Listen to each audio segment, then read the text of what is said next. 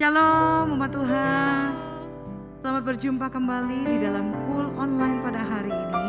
Saya mau ajak kita sama-sama untuk bangkit berdiri dan kita memuji Tuhan. Haleluya.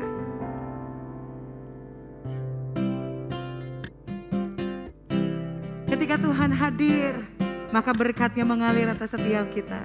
Kasih setianya dicurahkan, sukacitanya dilimpah-limpahkan. Amin.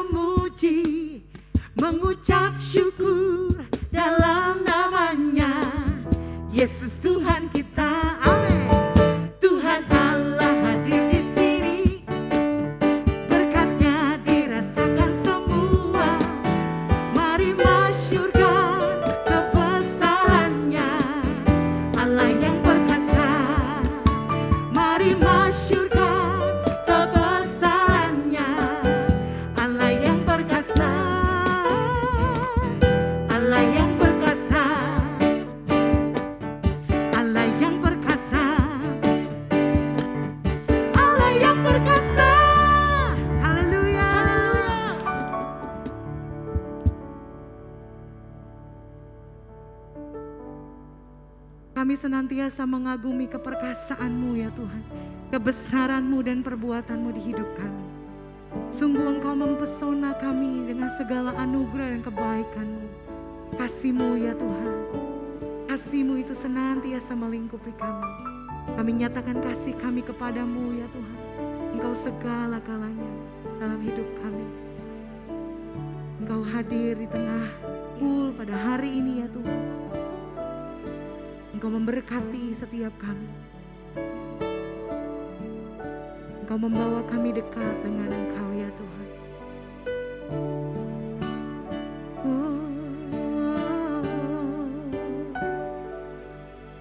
Ku cinta Kau Yesus Tuhan. Kau kasih jiwaku. Ku perlukan Yesus Tuhan, Kaulah nafas hidupku. Ku cintakan Yesus Tuhan, Kau kekasih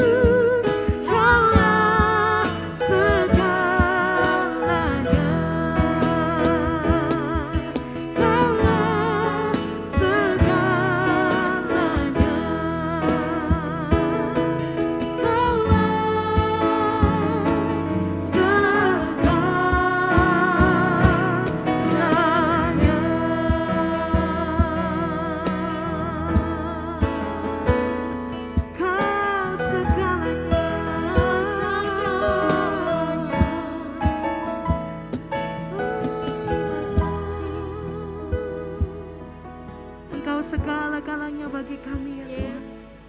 Engkau tidak dapat digantikan dengan apapun di dunia ini. Karena itu biar hari-hari ini Engkau mengembalikan kasih yang semula-mula itu di dalam hidup kami. Untuk kami berjalan Tuhan, untuk kami mengiring Engkau. Tuhan, ini persembahan pujian kami hari ini. Kiranya menyukakan hati-Mu ya Tuhan. Sekarang berfirman-Lah ya Tuhan. Biar kami mendengar dan kami menjadi pelaku-pelaku firman-Mu. Hanya di dalam nama Yesus kami mengucap syukur dan kami berdoa.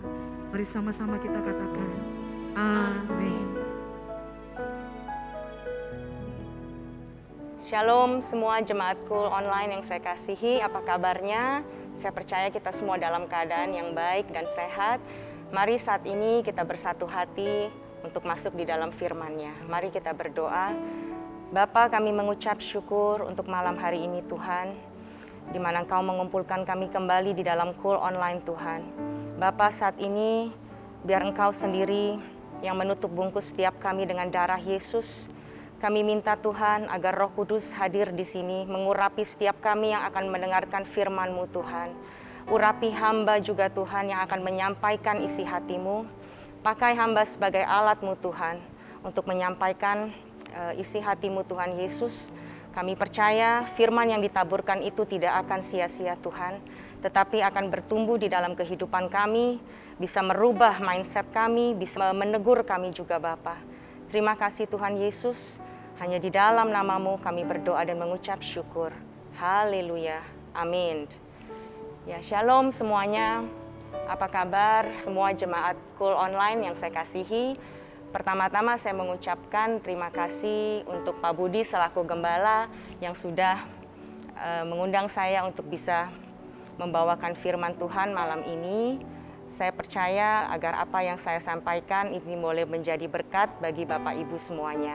Mungkin awalnya saya mau perkenalan dulu, saya Jacqueline. Saya sebagai dari ketua koordinator dari Embok Gathering. Mungkin sedikit informasi tentang Embok Gathering. Embok Gathering adalah satu komunitas wadah ibu-ibu muda di mana kami punya kerinduan untuk melayani dan kami berkumpul setiap bulan itu satu kali dalam setiap bulannya. Kami berkumpul, kami melakukan pujian penyembahan, kami saling sharing. Jadi mungkin untuk ibu-ibu yang di rumah yang saat ini sedang nonton, yang belum bergabung, ayo mari bergabung. Di mana hari Sabtu ini kita juga akan mengadakan gathering bersama-sama. Saya percaya kita semuanya berkumpul dan kita semuanya pasti akan diberkati. Dan malam ini tema yang akan saya bawakan itu adalah memasuki musim yang baru. Nah, kenapa saya memilih judul tersebut? Saya melihat kita sudah sekitar 20 bulan ini mengalami pandemi, di mana kita seperti terperangkap, dan sekarang kita sedang transisi dari masa pandemi menuju ke endemi.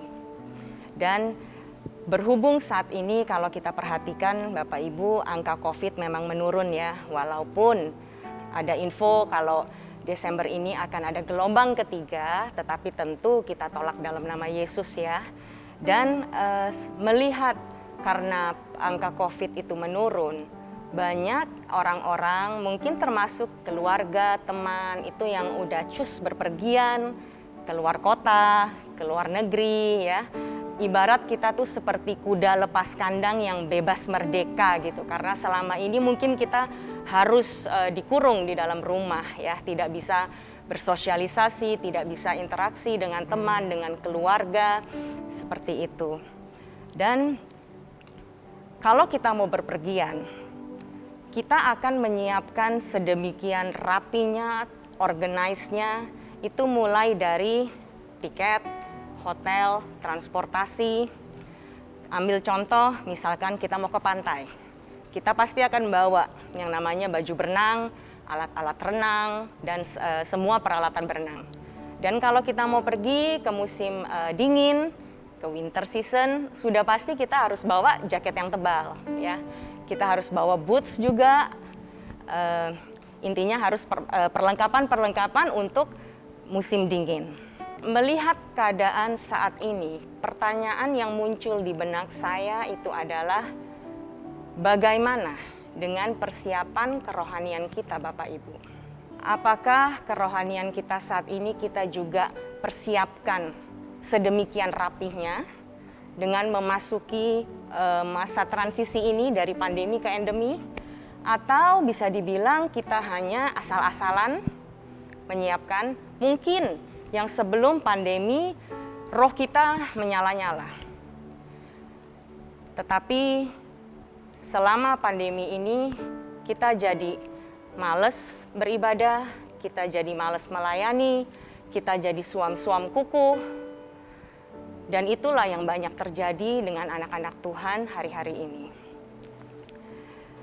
Nah, seperti yang kita ketahui bahwa tujuan dari perjalanan rohani kita itu adalah ke surga, kekekalan. Tiket keselamatan itu sudah ada di tangan kita. Tinggal kita menyiapkan tanda kutip barang-barang rohaninya. Dan kalau Bapak Ibu pikirkan, renungkan, kalau kita mau berpergian nih ya, kita mau traveling, kita pasti akan bawa hal-hal tuh yang kita butuhkan. Dan yang sesimpel mungkin. Kita nggak mungkin akan bawa beban atau barang tuh yang berat-berat ya. Karena kita maunya yang praktis. Nggak mungkin dong misalkan mau pergi 3 hari, tapi kita bawa koper kayak untuk 1 bulan pergi. Itu kan nggak mungkin ya. Kita akan bawa tuh seminim mungkin, sepraktis mungkin. Dan untuk perjalanan rohani pun, kita juga tidak harus bawa beban. Nah, beban secara rohani itu kan dosa. Dan di sini saya akan mengupas 7 hal beban dosa yang tidak perlu kita bawa di dalam perjalanan rohani kita. Bapak Ibu kalau yang ada di rumah mungkin saat ini juga bisa baca. Di dalam Galatia 5 ayat 19 sampai 21 itu berkata, perbuatan daging telah nyata, yaitu percabulan, hawa nafsu, kecemaran, penyembahan berhala, sihir, perseteruan, perselisihan, iri hati, amarah, kepentingan diri sendiri, percideraan, roh pemecah, kedengkian, kemabukan, pesta pora, dan sebagainya. Terhadap semuanya itu kuperingatkan kamu, seperti yang telah kubuat dahulu, bahwa barang siapa melakukan hal-hal yang demikian, ia tidak akan mendapatkan bagian dalam kerajaan surga. Amin ya Bapak Ibu ya. Dan di The Passion Translation, itu dalam bahasa Inggris, tetapi lebih jelas untuk dimengerti. The behavior of the self-life is obvious. Sexual immorality, lustful thoughts, pornography, chasing after things instead of God, manipulating others, hatred of those who get in your way, senseless arguments, resentment when others are favored, temper tantrums, dan seterusnya. Dan yang terakhir adalah, haven't I already warned you that those who use their freedom for these things will not inherit the kingdom of realm of God. Nah, kita bahas satu-satu ya Bapak Ibu. Yang pertama, saya kenapa taruh yang translation itu, karena kadang bahasa Indonesia itu kan suka susah dimengerti ya. Contoh percideraan itu apa sih, percabulan itu apa sih gitu. Nah, yang pertama dari 7 hal beban dosa yang tidak harus kita bawa ya kalau kita mau melakukan perjalanan rohani, itu adalah percabulan atau hawa nafsu. Bapak Ibu mungkin bisa catat, nanti dibaca di 1 Korintus 6 ayat 15. Nah, percabulan itu sama dengan penyimpangan seksual. Dan banyak sekali kejadian nyata di mana suami istri itu menikah untuk beberapa tahun, ini kejadian nyata beneran, mereka tuh nggak punya keturunan. Dan ternyata setelah diselidiki beberapa tahun, suaminya itu lebih tertarik dengan sesama jenis. Dan ada juga kasus nyata di mana seorang anak itu menghampiri ibunya dan berkata kalau dia tuh mau berubah gender atau kelaminnya. Dan yang kedua itu tentang kerakusan. Di 1 Timotius 6 ayat 10. Dan di sini saya yakin bukan berbicara tentang rakus sama makanan ya, tapi lebih mengarah ke hal-hal materialisme. Misalkan ingin dan ingin lebih tanpa batas. Jadi bisa dibilang nggak pernah puas ya dengan apa yang kita miliki. Nah, banyak kejadian hari-hari ini tuh orang bermasalah yang saya lihat ya, karena saya ambil dari kejadian sehari-hari ya supaya kita lebih gampang mengertinya. Contohnya apa? Orang banyak bermasalah hari-hari ini dengan kartu kredit yang menawarkan tuh pinjaman dan lain-lain, di mana akhirnya kita jatuh di dalam hutang dan akhirnya nggak bisa bayar. Nah, yang ketiga tentang percideraan. Percideraan itu saya lihat itu artinya saling melukai, saling menyakiti. Banyak banget anak-anak Tuhan juga, bahkan hamba Tuhan, itu yang saling melukai, menyakiti, yang tanpa kita sadarin ya, di dalam pelayanan pun di dalam gereja. Contoh-contohnya yang sehari-hari seperti apa sih percideraan? Anak-anak misalkan menyakiti orang tua dengan membantah, tidak nurut. Bapak-bapak itu menyakiti hati anak-anaknya dengan perkataan kasar, dengan memukul tanpa sebab, dan seringkali mungkin tanpa disadari gitu kalau itu sudah membuat luka hati, luka batin dan kepahitan. Nah, bahkan juga banyak mungkin yang terjadi di dalam gereja-gereja, hamba Tuhan itu menyakiti hamba Tuhan lainnya dengan mengambil atau mengajak pengerja, pemusik, bahkan jemaat mereka untuk pindah gereja. Nah, yang keempat itu hal beban dosa adalah kemalasan. Itu di Amsal 21 ayat 25. Dicatat aja ya Bapak Ibu ya, nanti bisa baca sendiri karena cukup banyak. Nah, kemalasan itu seperti enggan berbuat apapun. Nah, akarnya biasanya tuh karena ego yang tinggi. Nah, orang-orang seperti itu tuh biasanya nggak mau capek, nggak mau ribet, nggak mau susah. Nah, hal-hal seperti itu biasanya tuh akan menghambat pertumbuhan rohani kita. Nah, kira-kira banyak nggak di gereja yang seperti itu? Kita jawab sendiri ya. Yang kelima, itu tentang kemarahan. Itu di Pengkhotbah 7 ayat 9. Nah, kemarahan itu emosi negatif yang merusak seseorang dan itu akhirnya menimbulkan kepahitan. Karena itu makanya kita harus bisa jaga emosi ya Bapak Ibu ya, supaya jangan akhirnya berakar menjadi kepahitan. Dan yang keenam itu tentang iri hati. Di situ saya tulis iri hati versus cemburu. Itu di Yakobus 3 ayat 16. Nah, iri hati itu mengarah pada bendanya.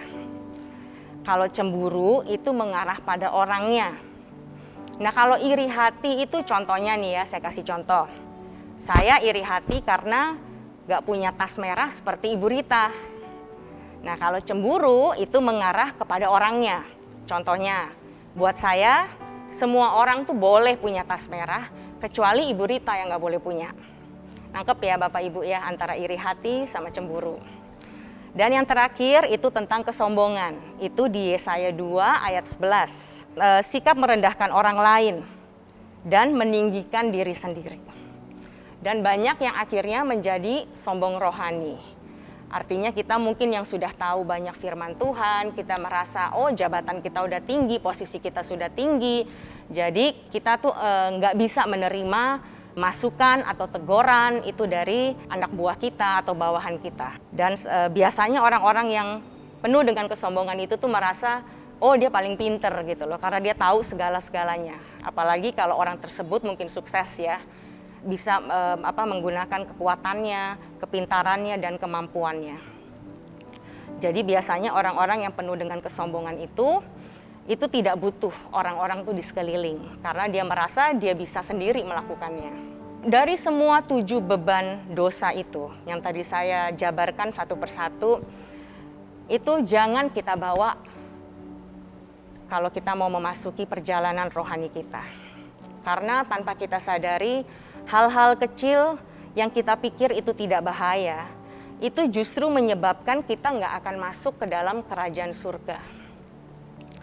Nah, perhatikan baik-baik Bapak Ibu, selama masa pandemi itu banyak di antara kita yang mungkin tadinya belum bertobat nih. Jadi akhirnya bertobat. Dulu hidup di dunia malam, pergi malam pulang subuh gitu. Mau nggak mau sekarang mesti bertelur nih di rumah kan, karena nggak bisa kemana-mana gitu loh. Dan akhirnya terbiasa hidup bersama keluarga. Nah, karena banyak di rumah, yang tadinya bolong-bolong jam doanya, saat teduhnya, jadi sekarang rajin berdoa. Nah, jangan karena saat ini kita sedang memasuki musim dari pandemi ke endemi, itu semua kebiasaan-kebiasaan yang sudah terbentuk, yang jadi baik, itu kembali lagi ke awalnya. Ibarat tuh seperti kayak kuda lepas kandang. Kalau kuda itu dilepas, dia akan kembali ke kandangnya. Dia akan tahu, seperti saya punya anjing peliharaan gitu, ada 4. Ya kalau saya lepas mereka keluar, mereka akan tahu balik rumah itu lewat mana gitu, masuknya mereka akan tahu. Nah jangan kita seperti ibarat kita sudah dilepas keluar, tetapi kita nggak tahu arah balik, bahkan kita menghilang. Itu yang menjadi perundungan saya hari-hari ini, dan saya percaya Bapak Ibu tidak berada di masa seperti itu. Karena pandemi, kita ibadah online, dan berhubung sudah banyak yang onsite sekarang ini, ayo, waktunya kita kembali ke kandang masing-masing. Kalau kita lihat di sosmed, begitu banyak orang yang maksudnya sengaja mengupload status kehidupannya, seakan supaya seluruh dunia tuh tahu, oke, misalkan saya lagi pergi ke Bali gitu. Jadi orang tahu, oh saya lagi di Bali gitu. Ini justru bukan waktunya tuh untuk kita malah having fun, tapi justru kita tuh saat ini sedang dipersiapkan untuk masuk menuju perjalanan kita tuh ke surga. Jadi kita harus benar-benar menyiapkan diri kita, jangan sampai akhirnya tuh kita kebawa arus dan kita lupa diri, dan akhirnya kita meninggalkan semuanya yang lama, dan akhirnya kita kembali ke awalnya. Bapak Ibu, pesan saya cuma satu, kita harus prioritaskan pelayanan kita. Jangan pernah mundur. Mungkin selama pandemi banyak di antara kita yang mengalami masalah ekonomi, finansial, bahkan rumah tangga, ada juga KDRT dan sebagainya. Tapi jangan pernah kita mundur dari pelayanan. Nah, yang belum melayani, ayo, ini waktunya kita untuk bergerak dari tempat duduk nyaman kita, untuk melayani selagi ada kesempatan. Selagi Tuhan masih kasih kita kesehatan, ayo kita melayani, karena belum terlambat. Karena kesempatan yang Tuhan berikan, itu nggak datang berkali-kali Bapak Ibu. Jadi gunakan kesempatan itu. Dan kita harus berani juga meninggalkan kebiasaan lama kita untuk tujuan yang baru. Habit yang dulu seperti ibadah online, bahkan untuk anak-anak ya yang sekolah online hari-hari ini, karena mereka sudah terbiasa dengan hampir 2 tahun online, buat mereka itu sudah menjadi nyaman gitu loh. Bahkan anak saya pun kalau ditanya offline atau online nih, enggak lah mam, enakan online. Nggak usah bangun pagi, nggak usah cepet-cepet mandi, nggak usah beberesan. Nah habit-habit yang seperti itu, yang tadinya tidak biasa, itu akan menjadi biasa dan akhirnya akan menjadi kebiasaan. Kalau itu menjadi kebiasaan yang baik sih nggak apa-apa Bapak Ibu. Tapi kalau itu menjadikan kebiasaan yang jelek kan sayang banget ya kalau sampai itu terjadi. Karena itu saat ini gereja sudah buka, ayo kita kembali menyatukan semangat kita untuk kembali melayani Tuhan. Justru ini kesempatan. Setelah udah 2 tahun kita nggak beribadah, pasti kan ada rasa sesuatu tuh yang hilang ya. Dan pasti tuh kita juga kangen untuk mau melayani Tuhan lagi. Nah ada 3 cara, 3M, bagaimana sih caranya? Supaya kita tuh nggak seperti kuda tuh lepas kandang. Saya pakai dengan 3M supaya gampang diingat, itu mendekat, melekat, dan menetap. Nah kalau mendekat itu tuh sengaja cari Tuhan. Sudah pasti diperlukan usaha dari kitanya. Contohnya nih, diajak goes waktu jam ibadah. Nah akhirnya kita lebih milih goes. Artinya apa? Kita nggak memprioritaskan Tuhan dalam hidup kita. Karena kita pikir, oh ibadahnya bisa sorean lah, jadi saya bisa goes dulu. Hal-hal seperti itu kita pikir mungkin, ya kan saya tetap ibadah, jadi kan nggak ada masalah dong. Tapi disitulah Tuhan lihat hati kita. Siapa yang kamu prioritaskan dulu? Ada ayatnya di Yakobus 4 ayat 8. Mendekatlah kepada Allah dan Ia akan mendekat kepadamu. Artinya apa? Diperlukan usaha Bapak Ibu. Kita perlu mematikan kedagingan kita supaya kita tuh bisa mendekat sama Tuhan. Jadi nggak mungkin Tuhan dengan sendirinya tuh mendekat ke kita tuh nggak mungkin. Kalau kita nggak buka hati kita. Dan 3M yang kedua itu adalah melekat. Kita harus mengenal supaya bisa melekat itu kan kita harus mengenal lebih dahulu ya. Siapa Tuhan kita. Kita mesti berusaha untuk intim, punya hubungan sama Tuhan. Dan untuk bisa melekat itu kita harus memprioritaskan Tuhan di dalam hidup kita. Dan kita harus jadikan Tuhan sebagai pusat kehidupan kita. Seperti suami istri. Itu nggak mungkin tanpa dia mendekat dulu langsung bisa melekat intim. Itu nggak mungkin, ada tahap-tahapnya. Begitu pula dengan Tuhan. Semakin kita mendekat, kita akan semakin melekat sama Tuhan. Dan itu dibutuhkan usaha dari diri kita. Dengan cara apa? Baca firman, ada doa, ada saat teduh, ada doa pribadi sama Tuhan. Ayatnya itu di Mazmur 91 ayat 14. Sungguh hatinya melekat kepadaku, maka aku akan meluputkannya. Aku akan membentenginya sebab ia mengenal namaku. 3M yang ketiga, yang terakhir adalah menetap. Nah, menetap itu istilahnya seperti tidak keluar masuk. Kalau dia mendekat, nanti dia menjauh. Dia melekat, terus nanti dia lepas, tapi dia akan menetap lagi. Jadi seperti dwell in his presence all the time. Contoh ya, suami istri. Gak bisa kalau dikit-dikit ribut nih, mau divorce, bercerai. Gak seneng dikit terus mau divorce. Jadi harus ada komitmen sama covenant. Covenant itu perjanjian. Itu ada di ayatnya Yohanes 15 ayat 4 juga. Tinggallah di dalam aku dan aku di dalam kamu. Sama seperti ranting yang tidak dapat berbuah dari dirinya sendiri, kalau dia tidak tinggal pokok anggur, demikian juga kamu tidak akan berbuah jikalau kamu tidak tinggal di dalam aku. Artinya kita harus selalu itu dekat dengan akarnya. Akarnya itu adalah Tuhan Yesus. Karena kalau kita tahu siapa yang kita sembah, kalau kita tahu hidup kita itu semuanya untuk Tuhan, itu pasti dari kita mendekat, kita melekat, akhirnya kita akan terus menetap bersama Tuhan. Jadi mau musim apapun yang terjadi dalam hidup kita, itu pasti kita akan terus menetap sama Tuhan.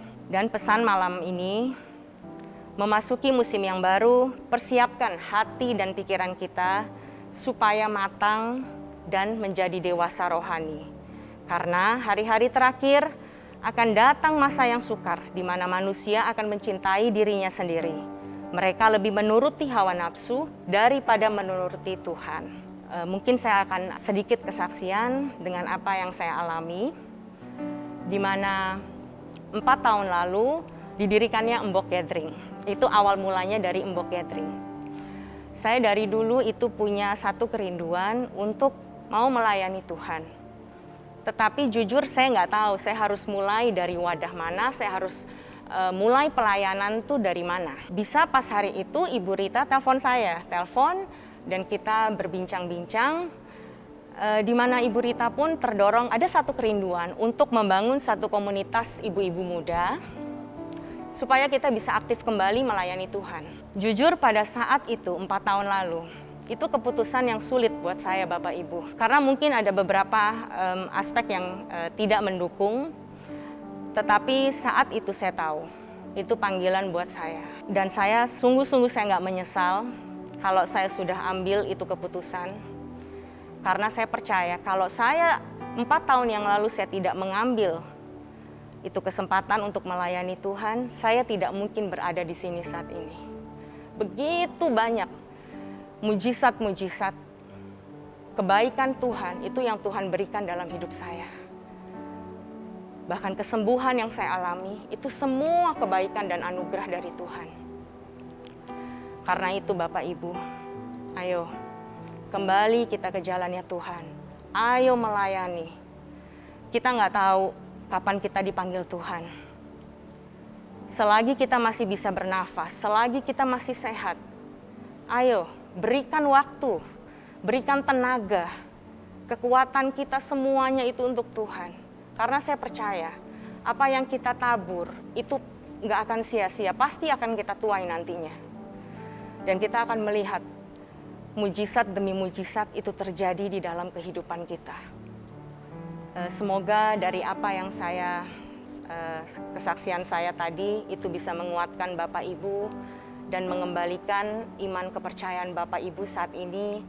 Mungkin di antara Bapak Ibu yang sedang lesu rohani, suam-suam kuku, saya berharap dari apa yang saya saksikan tadi itu boleh memberikan semangat lagi untuk kita kembali ke dalam jalannya Tuhan. Mari kita satukan di dalam doa. Bapa, kami mengucap syukur untuk malam ini. Kalau kami boleh mendengarkan isi hati-Mu Bapa, terima kasih Tuhan untuk firman-Mu. Aku percaya Tuhan bahwa firman-Mu itu akan menegur, merubah pikiran kami. Bahkan itu akan bertumbuh di dalam diri kami Tuhan. Karena kami mau menjadi lebih baik lagi Tuhan Yesus. Kami mau belajar Tuhan untuk memberikan yang terbaik untuk Engkau.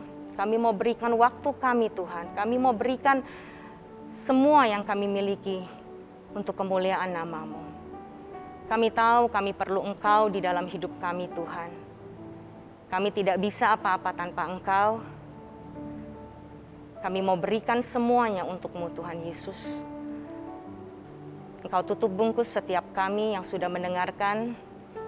Malam ini Tuhan kami percaya Engkau menegur setiap hati-hati yang mendengarkan. Engkau membangkitkan setiap hati-hati yang sedang lesu Tuhan. Engkau membangkitkan semangat mereka, roh mereka agar kembali melayani. Roh mereka kembali menyala-nyala Tuhan Yesus. Terima kasih Bapa, terima kasih Tuhan Yesus. Mari kita sama-sama semua yang percaya kita katakan amin. Mari Bapak Ibu, saat ini kita akan masuk di dalam persembahan. Yang pertama, Bapak Ibu bisa mentransfer persembahan Bapak Ibu melalui nomor rekening yang tertera di layar Bapak Ibu. Yang kedua, Bapak Ibu bisa men-scan QR Code yang ada di layar Bapak Ibu sekalian. Atau yang terakhir, Bapak Ibu bisa memasukkan persembahan ke dalam amplop persembahan dan membawa persembahan Bapak Ibu ke gereja. Mari kita masuk di dalam doa. Bapa, saat ini kami mau memberikan yang terbaik Tuhan dari apa yang kami miliki untuk Engkau. Kami mau mengembalikan apa yang menjadi hak-Mu Bapa. Berikan kami hati yang penuh sukacita pada saat kami memberi. Kami percaya Tuhan Yesus, bahwa kami harus mengembalikan apa yang menjadi hak-Mu Tuhan. Terima kasih Bapa, untuk saat ini kalau kami diizinkan untuk boleh memberikan yang terbaik. Di dalam nama Yesus kami berdoa dan mengucap syukur. Amin. Mari sekarang Bapak Ibu yang ada di rumah dengan keluarga, mari kita bergandengan tangan satu sama lain dan kita masuk di dalam doa berkat.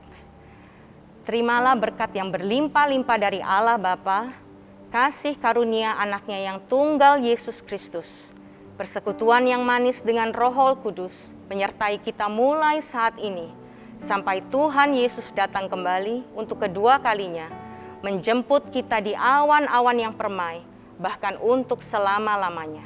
Semua yang percaya kita katakan, amin. Tuhan Yesus memberkati.